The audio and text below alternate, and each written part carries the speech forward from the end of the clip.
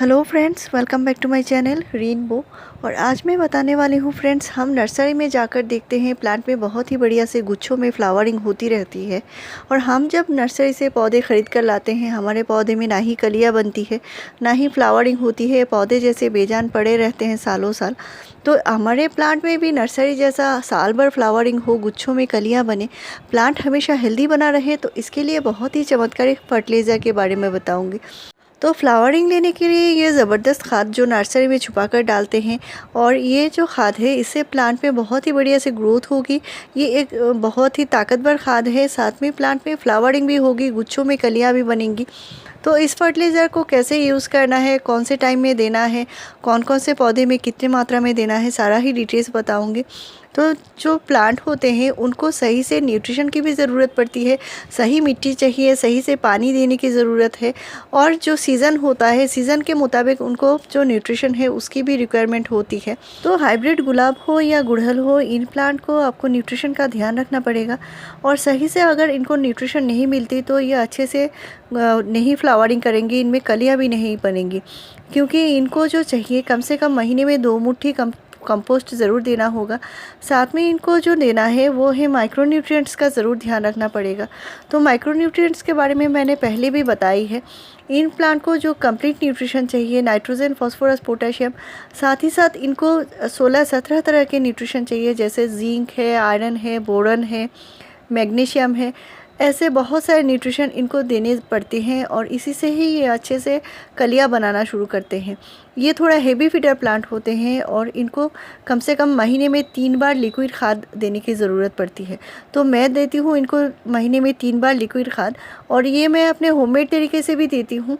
तो आज जो बताऊँगी वो सॉलिड तरीका बताऊँगी, और सॉलिड मिक्स फर्टिलाइज़र है ये। इसको डालेंगे तो आप महीने में 1 बार डालेंगे तो भी आपका प्लांट इस तरह गुच्छों में फ्लावरिंग करेगा। और ये मेरा देसी गुड़हल का प्लांट है, आप देख सकते हैं कितने सारे कलियाँ बनी हैं। तो आप प्लांट में जितना ज़्यादा फ्लावरिंग लेना चाहते हैं, न्यूट्रिशन भी उसी हिसाब से देना पड़ेगा। साथ में प्लांट को कटाई छटाई या पिंचिंग इस तरह के आपको करने होंगे। कटाई छटाई आप अभी भी प्लांट में कर सकते हैं, जैसे आपका देसी गुड़हल है तो प्लांट में हल्के से कटाई छटाई कीजिए। ये मेरा हाइब्रिड गुड़हल है, और ये बहुत ही बढ़िया से साल भर फ्लावरिंग करता है। और इसको मैं जब भी प्लांट थोड़ा सा लेगी लंबा हो जाता है तो उसको थोड़ा सा पिंचिंग कर देती हूँ, इसी से ही ये घना हो जाता है और फिर से इस तरह गुच्छों में कलियां बनाना शुरू करता है। तो प्लांट भी कभी कभी फ्लावरिंग बिल्कुल कम हो जाती है या कलियां नहीं बनती। तो आज जो फर्टिलाइज़र बताऊंगी ये एक कंप्लीट न्यूट्रिशन है, बहुत ही ज़्यादा ताकतवर खाद है। आप अपने प्लांट को खुले जगह पर रखिए, अच्छी सनलाइट इसको देनी है। साथ में प्लांट को मिट्टी का भी ध्यान रखना है, मिट्टी हर वक्त गीली नहीं रखना है। आपका अगर हाइब्रिड गुड़हल है या हाइब्रिड गुलाब है, इनको बहुत ज़्यादा पानी पसंद नहीं है। मिट्टी हर वक्त गीली रखेंगे तो प्लांट बहुत जल्दी ख़राब हो जाएंगे। साथ में ये जो प्लांट है, इनको अगर आप साल भर फ्लावरिंग लेना चाहते हैं तो उनको बहुत ज़्यादा बड़े पॉट में मत लगाइए, क्योंकि बड़े पॉट में लगाने से इनमें जो फ्लावरिंग होती है वो कम होती है। छोटे पॉट में लगाएंगे तो प्लांट बहुत जल्दी फ्लावरिंग पे आ जाती है, क्योंकि वो जो रूट है वो बहुत जल्दी पॉट को घेर लेती है, लेकिन ऊपर से वो जो फ्लावरिंग है उसको फ्लावरिंग को भी बूस्ट होती है। तो इस तरह आप अगर बड़े पॉट में लगाते हैं तो प्लांट ज़्यादा से ज़्यादा ग्रोथ करेगा, उसके रूट को फैलाएगा, तो प्लांट पे फ्लावरिंग कम होगी। तो इसके लिए आपने अगर देसी गुड़हल लगाए हैं तो थोड़ा बड़ा पॉट दे सकते हैं, लेकिन अगर आपने हाइब्रिड प्लांट्स लगाए हैं तो 10 इंच का पॉट काफ़ी है पहली बार लगाने के लिए। पॉट की मिट्टी अगर बार बार हार्ड हो जाती है तो भी प्लांट की ग्रोथ सही से नहीं होगी, और प्लांट को जो भी न्यूट्रिशन देंगे वो पौधा ले नहीं पाएगा। तो इसके लिए मिट्टी की हल्की गुड़ाई कीजिए।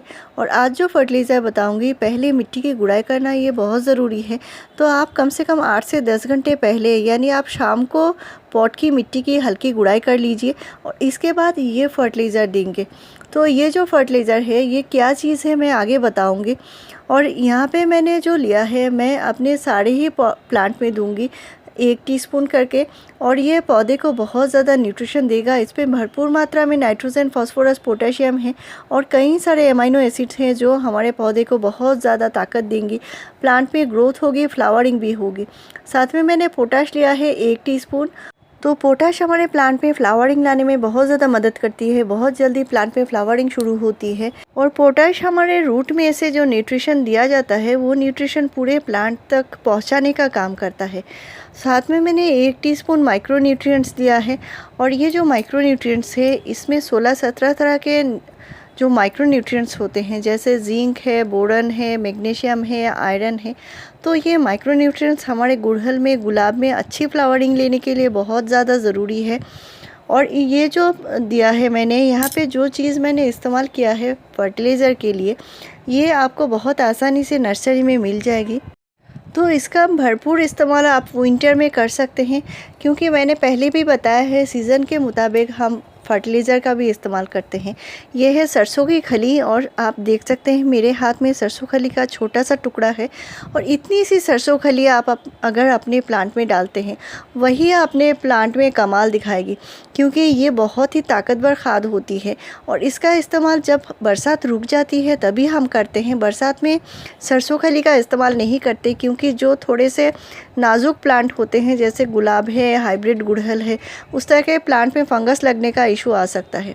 तो मेरा प्लांट आप देख सकते हैं कितना बड़ा हो चुका है और प्लांट के जो मेन स्टेम है कितनी मोटी है। और आपने एक चीज़ नोटिस किया होगा, मेरे प्लांट पे कई सारे ब्रांचेस हैं। तो फर्टिलाइज़र मैंने यहाँ पे 14 इंच का पॉट है और इसमें मैंने 1 टीस्पून लिया है। प्लांट भी बड़ा है तो इसके लिए 1 टीस्पून अभी देना सही है। तो आपका प्लांट अगर 10 इंच के पॉट में लगा हुआ है और छोटा प्लांट है तो हाफ़ टीस्पून से ज़्यादा देने की ज़रूरत नहीं है। लेकिन सूखी मिट्टी में देना है, गीली मिट्टी है तो आपको नहीं देना है, बरसात हो रही है तो भी आपको नहीं देना है, ड्राई सीज़न है और धूप अच्छे से निकल चुकी है तो आपको देना है और दिन में ही देना है। इसके बाद थोड़ी सी 1 या 2 घंटे बाद ही मिट्टी में हम पानी डालेंगे। इसके पहले मिट्टी में हम पानी नहीं डालेंगे। ये मिट्टी के साथ मिलने के बाद थोड़ा सा सूखे रहना ज़रूरी है, इसके बाद ही पानी डालना है पौधे में। मेरे पॉट की मिट्टी आप देख सकते हैं हल्की मॉइस्ट है और मॉइस्ट मिट्टी में ये फर्टिलाइज़र नहीं देंगे। ये मेरे बालकनी पर लगा हुआ प्लांट है, अगर खुली जगह पर रखा हुआ होता है तो दे सकते हैं। तो इस तरह के बातें मैं आपसे हमेशा शेयर करती हूँ फ्रेंड्स, ताकि आपका प्लांट हमेशा हेल्दी बना रहे। क्योंकि सरसों खली इस्तेमाल के बाद भी कभी कभी प्लांट में फंगस का इशू आता है, तो इसके लिए मैंने सावधानियाँ सारे ही बता दिए मैंने। तो जब पॉट की मिट्टी थोड़ी सूखी हो तभी देना है। मेरे इस पॉट की मिट्टी सूखी है तो मैं इस पॉट में दूंगी। ये मेरा ब्लीडिंग हार्ट का पौधा है। और सरसों खली खाद को कैसे आप लिक्विड तरीके से दे सकते हैं, इस पर मैंने डिटेल्स वीडियो बना दिया है, वो वीडियो आप ज़रूर देख सकते हैं। मैं आपको अभी पॉट में पानी देकर नहीं दिखाऊंगी। आपको पानी जब भी देना है फर्टिलाइज़र देने के कम से कम 2 घंटे बाद ही आपको मिट्टी में पानी डालना है। और तो इसका इस्तेमाल आप महीने में 1 बार करेंगे तो भी आपका पौधा बहुत ही बढ़िया से फ्लावरिंग और फ्रूटिंग करेगा, प्लांट में ग्रोथ सही से होगी। तो मेरे चैनल में फ्रेंड्स आपको ऐसी ही बढ़िया जानकारी मिलती रहेगी। मेरे चैनल को ज़रूर सब्सक्राइब कीजिए, लाइक शेयर और कमेंट कीजिए। वीडियो पूरा देखने के लिए थैंक यू।